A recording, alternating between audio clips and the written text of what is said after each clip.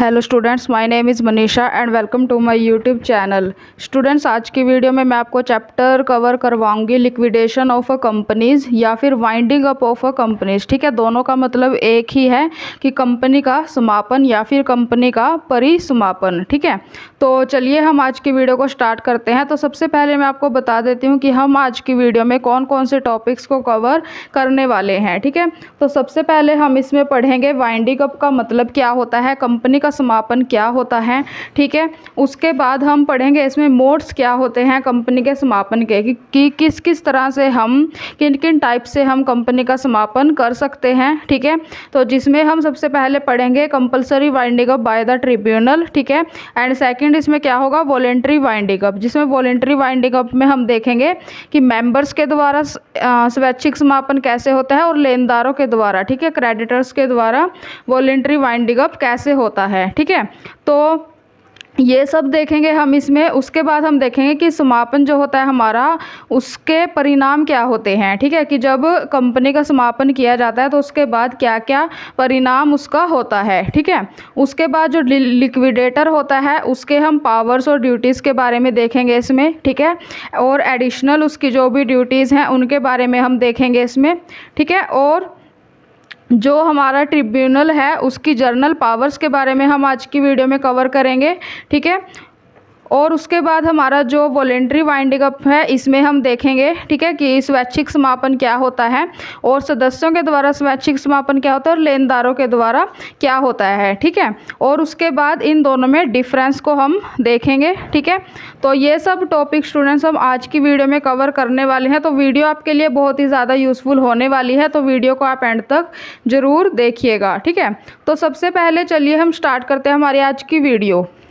तो सबसे पहले बात करूं अगर मैं कि वाइंडिंग अप क्या होता है, कंपनी का समापन क्या होता है। ठीक है, तो कंपनी की जो लाइफ होती है, ठीक है, कंपनी की लाइफ होती है, जो उसका जीवन होता है, उसको समाप्त करने की प्रोसेस को हम क्या बोलते हैं, कंपनी का समापन बोलते हैं। ठीक है, ध्यान से सुनना, मैंने क्या कहा कि कंपनी की जो जीवन होता है, कंपनी का जीवन होता है, उसकी लाइफ होती है, उसको समाप्त करना। ठीक है, और ये जो है ये विघटन की ओर जाने के लिए हमारा जो है फर्स्ट स्टेप होता है। विघटन क्या होता है, डिसोल्यूशन। ठीक है, तो डिसोल्यूशन की तरफ जाने के लिए हमारा फर्स्ट स्टेप क्या होता है, कंपनी का समापन। ठीक है, तो समापन की प्रोसेस में कंपनी जो है अस्तित्व में रहती है और वो जो है अनुबंध भी कर सकती है। ठीक है, मतलब कि अगर कंपनी कंपनी के समापन की प्रोसेस चल रही है, वाइंडिंग अप की प्रोसेस अगर चल रही है, तो उस सिचुएशन में भी कंपनी जो है अस्तित्व में रहती है और वो कॉन्ट्रैक्ट भी कर सकती है, अनुबंध भी कर सकती है। लेकिन अगर एक बार डिसोल्यूशन हो गया, कंपनी का विघटन हो गया, उसके बाद जो कंपनी का लीगल जो अस्तित्व होता है उसका, वो ख़त्म हो जाता है। ठीक है, और उसका नाम जो है वो रजिस्टर से कट जाता है, फिर वो कोई भी कॉन्ट्रैक्ट जो है नहीं कर सकती, कोई भी अनुबंध जो है वो नहीं कर सकती। ठीक है, तो बेसिकली यही होता है हमारे पास कंपनी का समापन। ठीक है, उसके बाद सेकंड इसमें क्या है कि मोड्स क्या होते हैं, किन किन तरह से हम कंपनी का समापन जो है किया जा सकता है। ठीक है, तो फर्स्ट क्या है इसमें, ट्रिब्यूनल के द्वारा। ठीक है, कि जो न्यायाधिकरण है उसके द्वारा अनिवार्य समापन। ठीक है, तो चलिए देख लेते हैं हम कि इसमें क्या है। तो जो हमारा ट्रिब्यूनल है, न्यायाधिकरण है, वो किस किस बेस पर कंपनी के समापन का ऑर्डर जो है दे सकता है। ठीक है, ये हम इसमें कंडीशंस जो है पढ़ेंगे। ठीक है, तो फर्स्ट क्या है इसमें, कंपनी के विशेष प्रस्ताव के द्वारा, कि अगर कंपनी, वैसे तो कंपनी जो है अपने समापन के लिए कोई भी प्रस्ताव, मतलब कि वो कोई भी याचिका नहीं दायर कर सकती। ठीक है, लेकिन फिर भी वो स्पेशल रिजोल्यूशन को पास करके जो है ऐसा कर सकती है। ठीक है, कहने का मतलब क्या है कि अगर कंपनी ने स्पेशल रिजोल्यूशन जो है पास किया है, ठीक है, वाइंडिंग अप के लिए, तो जो न्यायाधिकरण है वो कंपनी के समापन का ऑर्डर जो है वो दे सकता है। ठीक है, सेकंड क्या है, ऋण चुकाने में असमर्थ था, मतलब कि इनएबिलिटी टू पे डेब्ट्स, कि अगर जो कंपनी है वो अपने जो भी उसने ऋण लिया है उनको वो चुकाने में असमर्थ है। ठीक है, उनको वो नहीं चुका पाएगी, तो जो न्यायाधिकरण है वो कंपनी के वाइंडिंग अप का, कंपनी के लिक्विडेशन का जो ऑर्डर है वो दे सकता है। ठीक है, तो इसमें यहाँ पे हमें कुछ पॉइंट्स जो हैं दिए गए हैं। सबसे पहले क्या है, वैधानिक सूचना, सेकंड है इसमें डिक्री ऋण, एंड थर्ड क्या है, व्यापारिक दिवालियापन। ठीक है, तो इसमें ये सब जो है दिया गया है। तो जो हमारा फर्स्ट है वैधानिक सूचना, इसमें क्या है कि 1 लाख रुपए या इससे अधिक का ऋण देने वाला व्यक्ति उसके द्वारा लिखित सूचना देने के पश्चात भी यदि कंपनी 3 सप्ताह के अंदर ऋण का भुगतान नहीं करती या उसको किसी और टाइप से भी सेटिस्फाई नहीं करती, तो क्या माना जाएगा कि कंपनी जो है वो ऋण चुकाने में, लोन चुकाने में जो है वो असमर्थ है। ठीक है, कहने का मतलब क्या है कि 1 लाख रुपए या फिर इससे ज़्यादा का अगर ऋण जो है वो लिया है कंपनी ने, ठीक है, तो जिस व्यक्ति ने कंपनी को वो ऋण दिया है, ठीक है, उसने अगर लिखित जो रिटर्न अगर उसने इन्फॉर्मेशन दी है, उसके बाद जो कंपनी है अगर वो 3 सप्ताह के अंदर भी उस ऋण का जो है भुगतान नहीं कर पाती, ठीक है, तब क्या माना जाएगा कि कंपनी जो है वो अपने ऋण चुकाने में असमर्थ है। ठीक है, सेकंड क्या है इसमें, डिक्री ऋण। ठीक है, इसमें क्या है, डिक्रीड ऋण, यदि किसी ऋणदाता ने कंपनी के विरुद्ध न्यायाधिकरण से आदेश प्राप्त किया और कंपनी उसका भुगतान करने में असमर्थ है। ठीक है, कहने का मतलब क्या है कि यदि किसी ऋणदाता ने, ऋणदाता कौन हुआ, जिसने कंपनी को जो है ऋण दिया है, ठीक है, तो अगर उसने कंपनी के विरुद्ध जो है ट्रिब्यूनल से कोई भी ऑर्डर जो है उसने लिया है, ठीक है, तो और कंपनी जो है फिर भी उसका भुगतान करने में असमर्थ है, तो क्या माना जाएगा कि कंपनी अपना जो है लोन चुकाने में जो है एफिशिएंट नहीं है। ठीक है, थर्ड क्या है इसमें, व्यापारिक दिवालियापन। अब इसमें क्या है कि अगर जो न्यायाधिकरण है, ठीक है, यदि न्यायाधिकरण को यह प्रमाणित कर दिया जाता है कि कंपनी ऋण चुकाने के अयोग्य है, ठीक है, तो निर्धारित करने के लिए कि क्या कंपनी ऋण चुकाने के अयोग्य है, तो न्यायाधिकरण कंपनी के जो है कॉन्टीजेंट और फ्यूचर लायबिलिटीज़ को ध्यान में रखेगा। ठीक है, कहने का मतलब क्या है कि जो ट्रिब्यूनल है, ठीक है, अगर उसको ये प्रमाणित कर दिया जाए, अगर उसको ये बता दिया जाए कि कंपनी जो है ऋण चुकाने में असमर्थ है, ठीक है, वो ऋण चुकाने में एफिशिएंट नहीं है, तो इस बात को जो है सही साबित करने के लिए जो न्यायाधिकरण है, ठीक है, उसकी जांच पड़ताल वो करेगा। तो कैसे करेगा, न्यायाधिकरण जो है कंपनी के कॉन्टीजेंट और फ्यूचर लायबिलिटीज, ठीक है, आकस्मिक और संभावी जो दायित्व होते हैं उनको ध्यान में वो रखेगा। ठीक है, तो अब इसमें ध्यान देने वाली बात क्या है कि इसमें जो न्यायाधिकरण है वो ये इसमें चेक नहीं करेगा कि क्या कंपनी की जो एसेट्स हैं वो लायबिलिटीज से ज़्यादा है, ऐसा चेक नहीं होगा। चेक क्या होगा कि क्या कंपनी अपने प्रेजेंट जो लायबिलिटीज़ है उसको पूरा करने में एफिशिएंट है या फिर नहीं, और अगर एफिशिएंट नहीं है तो उसको जो है व्यापारिक रूप से जो है दिवालिया कंपनी वो होगी। ठीक है, तो उसके बाद थर्ड इसमें क्या है, जैसे मैंने आपको फर्स्ट पॉइंट बता दिया, ठीक है, कि विशेष प्रस्ताव के द्वारा जो है कंपनी अगर रिजोल्यूशन पास कर रही है स्पेशल, ठीक है, वाइंडिंग अप का, तब जो है न्यायाधिकरण जो है आदेश दे सकता है वाइंडिंग अप का। सेकंड मैंने क्या बताया कि लोन अगर चुकाने में, ऋण चुकाने में, अपने डेब्ट्स चुकाने में जो है अगर एफिशिएंट नहीं है, तब जो न्यायाधिकरण है वो दे सकता है वाइंडिंग अप का ऑर्डर। ठीक है, थर्ड क्या है उसमें, उचित और न्याय संगत, मतलब कि अगर ट्रिब्यूनल किसी कंपनी के वाइंडिंग अप को, किसी कंपनी के लिक्विडेशन को सही समझे, ठीक है, तो वो कंपनी के समापन का जो है आदेश दे सकता है। ठीक है, तो अब सही कब समझेगा, इसमें भी कुछ सिचुएशन दी गई हैं। ठीक है, तो फर्स्ट क्या है इसमें कि कंपनी, अगर कंपनी का वो ऑब्जेक्टिव ही ख़त्म हो जाता है जिसको मतलब कि पाने के लिए उस कंपनी को बनाया गया था, ठीक है, तब कंपनी का जो वाइंडिंग अप है वो उचित और न्यायसंगत माना जाता है। ठीक है, सेकंड क्या है, डेडलॉक इन मैनेजमेंट, कि अगर मैनेजमेंट में कोई भी डेडलॉक हो जाता है, ठीक है, कोई भी गतिरोध पैदा हो जाता है, तब जो कंपनी का समापन है वो न्यायसंगत माना जाएगा। ठीक है, तो इसमें यहाँ पे फॉर एग्जाम्पल एक दिया हुआ है कि ए तथा बी, ठीक है, 2 पर्सन थे, ए तथा बी, जो क्या थे, सिगरेट निर्माता थे वो, ठीक है ना, सिगरेट निर्माता थे। दोनों ने क्या किया, बिजनेस का एकीकरण करके एक प्राइवेट कंपनी बनाई, ठीक है, जिसमें केवल वही दोनों अंशधारी थे और निदेशक थे। ठीक है, डायरेक्टर भी वही थे और अंशधारी भी वही थे। ठीक है, दोनों के पास इक्वल राइट्स थे। ठीक है, तो बाद में क्या हुआ, थोड़े टाइम के बाद वहाँ पे कोई भी वाद उत्पन्न हो गया, ठीक है, कोई भी मतलब कि झगड़ा उत्पन्न हो गया, झगड़ा हो गया, तो उसमें क्या हुआ, उसमें सारा कुछ जो है पंच को सौंप दिया गया, ठीक है। परंतु दोनों में से एक ने क्या किया, उस डिसीजन को मानने से इनकार कर दिया जो पंच ने लिया था, ठीक है।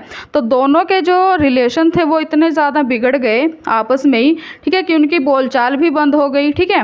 और अगर वो बात करते भी थे तो वो किसी थर्ड पर्सन के माध्यम से करते थे, ठीक है। तो वहाँ पे जो है पूर्ण गतिरोध हो गया, डेडलॉक हो गया, ठीक है। तो भले ही जो बिजनेस है वो तो चल रहा था, ठीक है, और अच्छी तरह चल रहा था, लेकिन कंपनी न्यायाधिकरण ने फिर भी कंपनी के समापन का आदेश जो है उसमें दे दिया, ठीक है।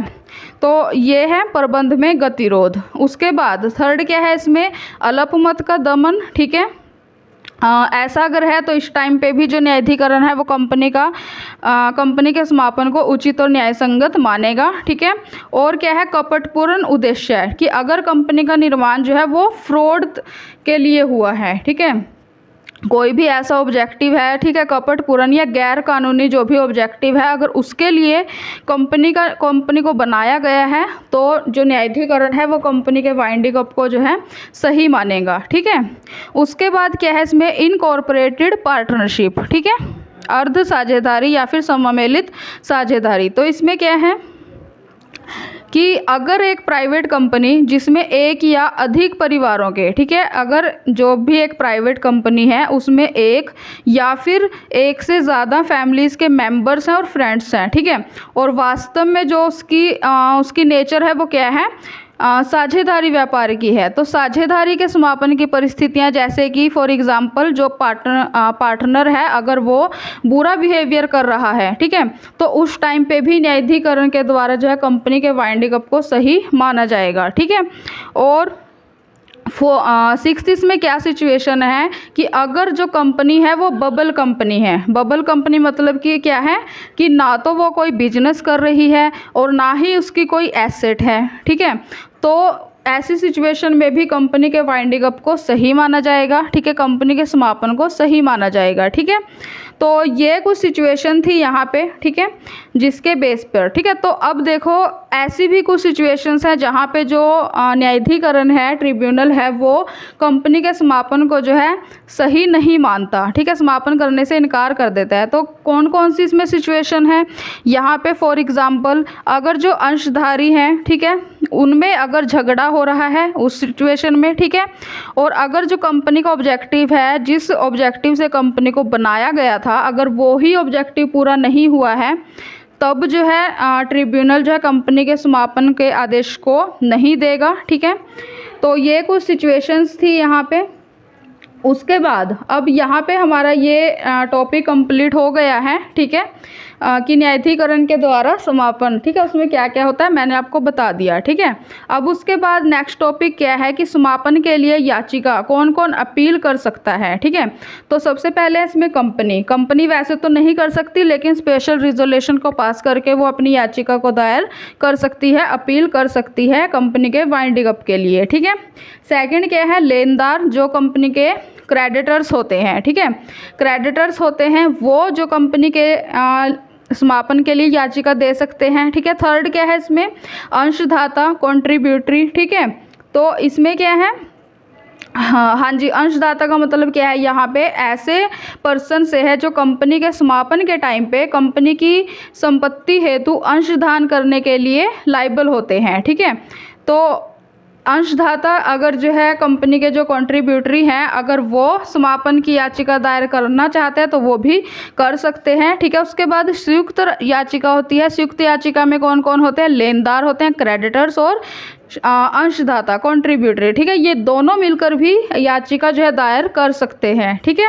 उसके बाद क्या है, रजिस्ट्रार की याचिका वो भी दायर कर सकते हैं, ठीक है, और केंद्रीय और राज्य सरकार के द्वारा भी इसमें याचिका जो है दायर की जा सकती है, ठीक है। तो जो केंद्रीय और राज्य सरकार है, ठीक है, स्टेट गवर्नमेंट है, सेंट्रल और स्टेट गवर्नमेंट है, वो कब जो है याचिका दायर करेगी कंपनी के समापन के लिए, अगर कंपनी जो है भारत के प्रभुत्व तथा अखंडता, ठीक है, अगर कंपनी भारत के प्रभुत्व और अखंडता या फिर राज्यों की सिक्योरिटी, ठीक है, स्टेट्स की सिक्योरिटी के लिए अगर कोई भी वो गलत काम कर रही है जिससे जो कंट्री है हमारी उस कंट्री की प्रभुता पर अगर असर पड़ रहा है, ठीक है, तो उस टाइम पे जो केंद्रीय सरकार है वो कंपनी के समापन के लिए याचिका दायर कर सकती है, ठीक है।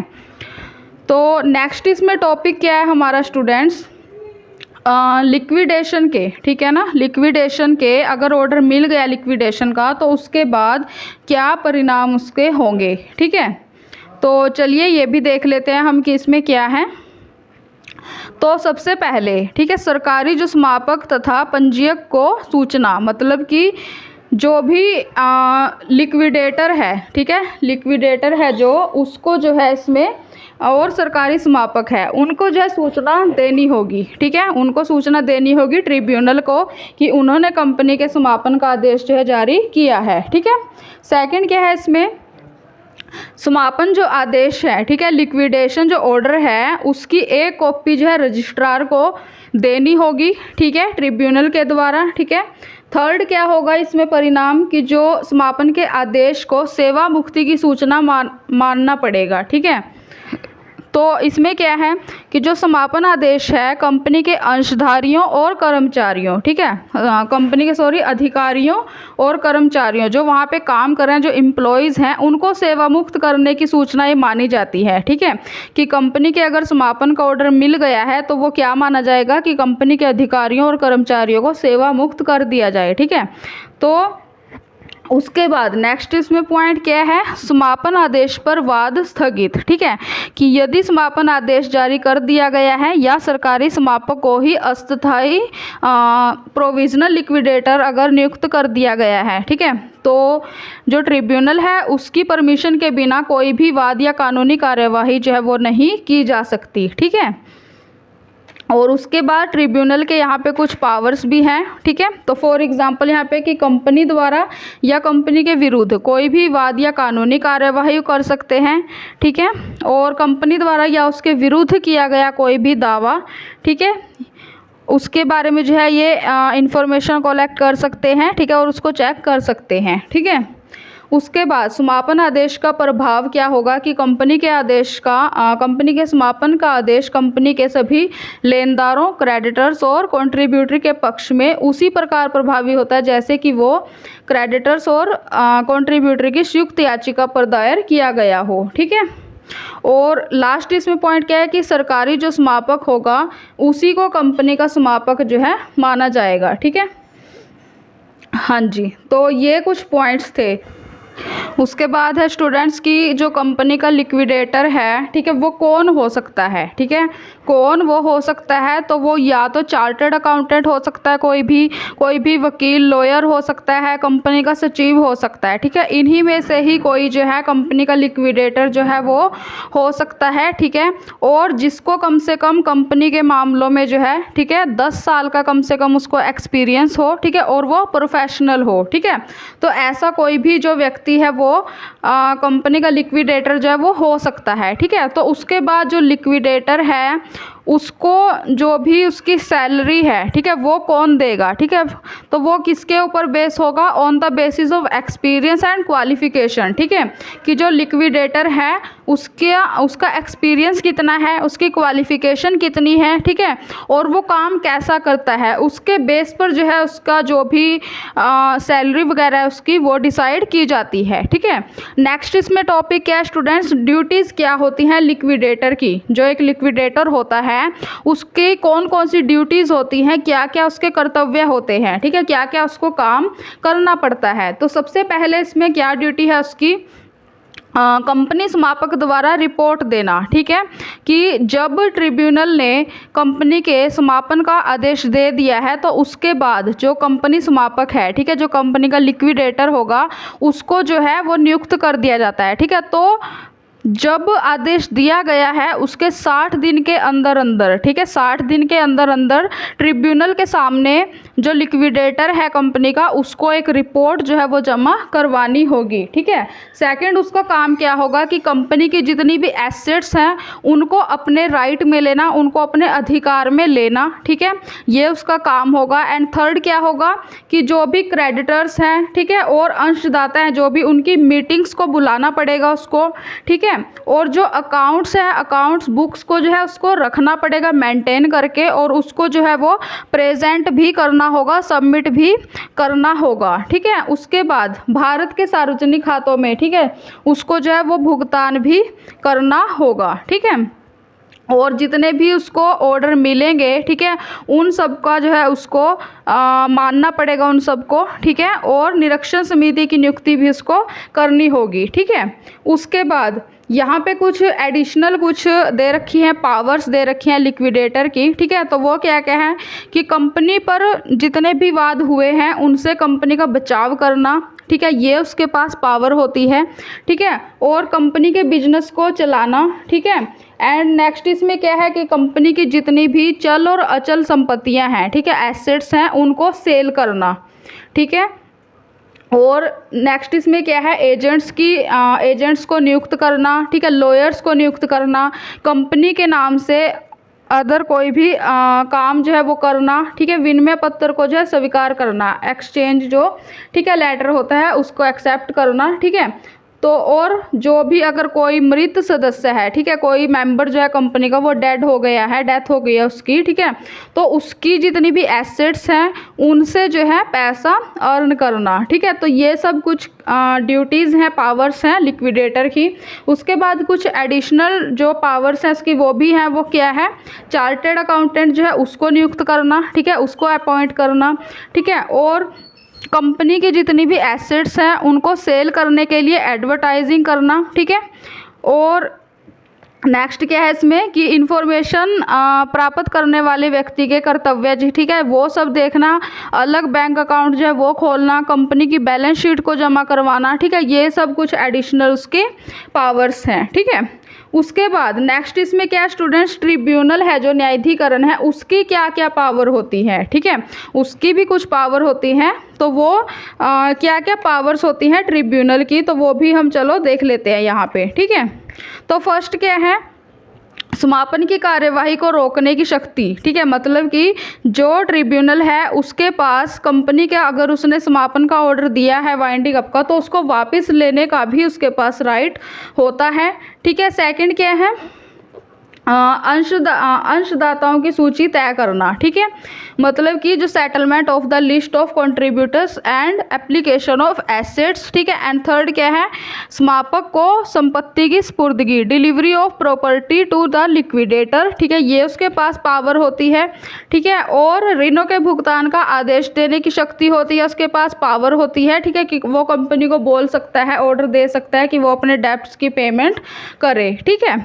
और ट्रिब्यूनल की याचिका जो है, ट्रिब्यूनल की याचना करने की शक्ति होती है, उसके पास पावर होती है, ठीक है, कॉल्स की। तो और लागत के संबंध में आदेश देने की शक्ति होती है, उसके पास पावर टू ऑर्डर कॉस्ट, ठीक है। और फरार होने वाले अंशदाता की गिरफ्तारी की शक्ति की, अगर कोई भी कंपनी का कंट्रीब्यूटरी है, अंशदाता है, अगर वो फरार हो गया है, ठीक है, तो उसको अरेस्ट करने की भी पावर होती है किसके पास, ट्रिब्यूनल के पास, ठीक है। तो और कंपनी के विघटन का आदेश देने की भी पावर होती है, डिसोल्यूशन मैंने आपको पहले ही बता दिया कि क्या होता है, ठीक है। तो ये सब यहाँ पे कुछ पॉइंट्स जो हैं वो दिए गए थे।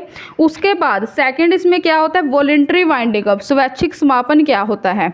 तो अगर कंपनी का समापन, जो कंपनी के मेंबर्स हैं और क्रेडिटर्स हैं, ठीक है, ध्यान से सुनना, मैंने क्या बोला कि अगर कंपनी का समापन कंपनी के मेंबर्स और कंपनी के क्रेडिटर्स उन दोनों के द्वारा खुद से ही कर लिया जाता है, तो उसको हम क्या बोलते हैं, स्वैच्छिक समापन उसको बोलते हैं, वॉलंटरी वाइंडिंग अप हम उसको बोलते हैं, ठीक है।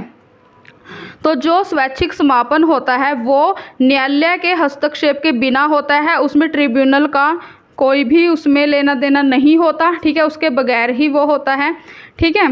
तो लेकिन कंपनी के सदस्य और लेनदार अगर चाहें तो वो कंपनी के समापन के लिए ट्रिब्यूनल को भी एप्लीकेशन वो दे सकते हैं, ठीक है। कहने का मतलब क्या है कि या तो जो कंपनी के मेंबर्स और क्रेडिटर्स हैं वो खुद ही कंपनी का समापन कर लें, ठीक है, और या फिर वो ट्रिब्यूनल को भी बोल सकते हैं, ठीक है, कंपनी के समापन के लिए, ठीक है। तो उसके बाद यहाँ पे कुछ बेस दे रखा है, ठीक है, कि किस किस बेस पर जो है वो कंपनी का समापन कर सकते हैं। तो फर्स्ट क्या है कि जब कंपनी के समापन के लिए स्पेशल रिजोल्यूशन पास किया गया हो, ठीक है, तब कंपनी का स्वैच्छिक समापन हो सकता है।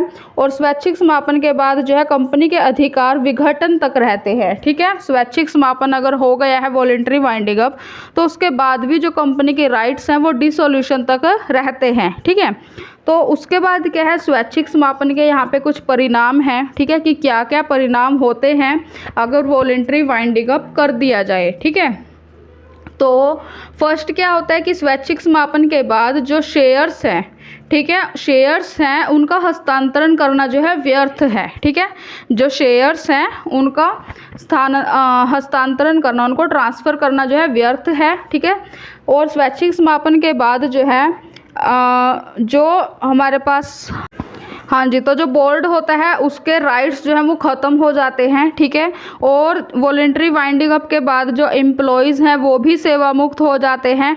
ठीक है, और इसके बाद जो कंपनी है, कंपनी के अस्तित्व पर जो है इसका प्रभाव पड़ता है। ठीक है, तो उसके बाद जो वॉलेंट्री वाइंडिंग अप है हमारे पास वो दो टाइप का होता है। ठीक है, कौन कौन से दो टाइप हैं? फर्स्ट क्या है कि मेंबर्स के द्वारा अगर स्वैच्छिक समापन किया जा रहा हो या फिर लेनदारों के द्वारा किया जा रहा हो। ठीक है, तो अगर मेंबर्स के द्वारा किया जा रहा है तो उसमें क्या है, जब कंपनी संपन्नता की घोषणा कर देती है तब सदस्यों के द्वारा जो है स्वैच्छिक समापन किया जाता है। ठीक है, इसमें जो लिक्विडेटर है उसकी जो लिक्विडेटर को अपॉइंट कौन करता है, वो मेंबर्स ही करते हैं। जो कंपनी के मेंबर्स होते हैं वो ही इसमें लिक्विडेटर को अपॉइंट करते हैं, और इसमें जो निरीक्षक समिति है उसको अपॉइंट नहीं किया जाता। ठीक है, तो अब संपन्नता, मैंने बोला था कि कंपनी संपन्नता की घोषणा कर देती है। संपन्नता का मतलब यहाँ पे क्या है कि जब कंपनी एक विशेष शपथ पत्र में ये घोषणा कर देती है, ये बता देती है कि उसे कोई ऋण नहीं चुकाना है। ठीक है, उसे कोई भी जो डेब्ट है वो नहीं चुकाना है, या फिर वो 3 साल में ऋणों का भुगतान करने में समर्थ है, तो उसे क्या माना जाएगा, संपन्नता उसे